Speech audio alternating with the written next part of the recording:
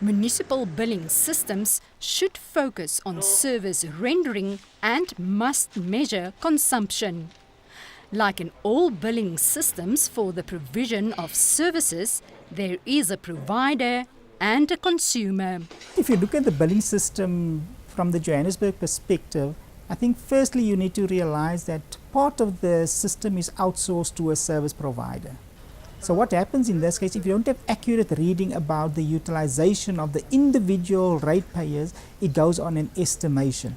And I think the greatest frustration is there's no criteria given to the users as to how they go about estimating.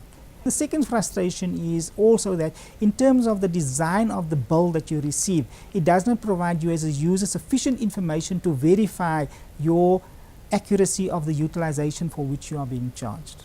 So an effective billing system means that you need to have an agreement between the two parties in terms of how do you come to arrive at the accurate and exact reading system.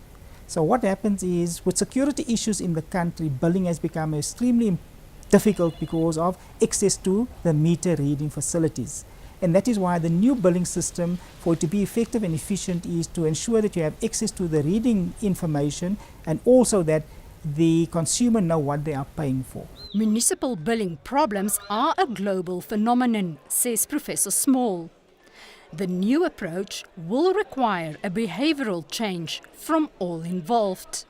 It could give consumers more control in terms of making payments. The whole billing system is now trying to focus on the consumer and providing consumer satisfaction. So what happens in this case, one is they gave the due date for payment entirely at the decision of the consumer, so they can therefore manage their funds much more effectively.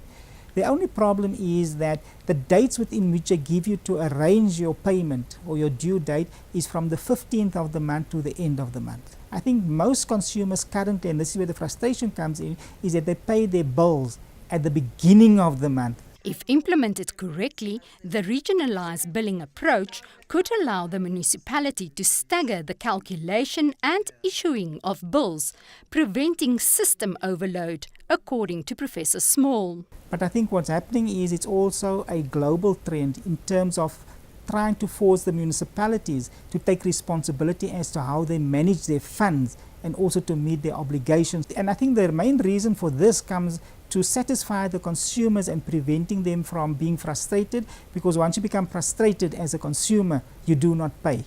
And if you do not pay, it means therefore that the municipality don't have funds to pay their debts. Because the onus is now being placed on the consumer also to keep track of their own meter reading. If there are excessive usage which you haven't utilized, you can therefore immediately inform the municipality. But I think also what happens with the new system, it also says that the moment you go beyond 20,000 Rand as your bill, then obviously the municipality will take action.